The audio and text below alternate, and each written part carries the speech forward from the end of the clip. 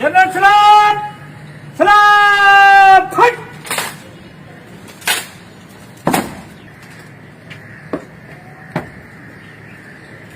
आदरगार राजवादा तैयार सर।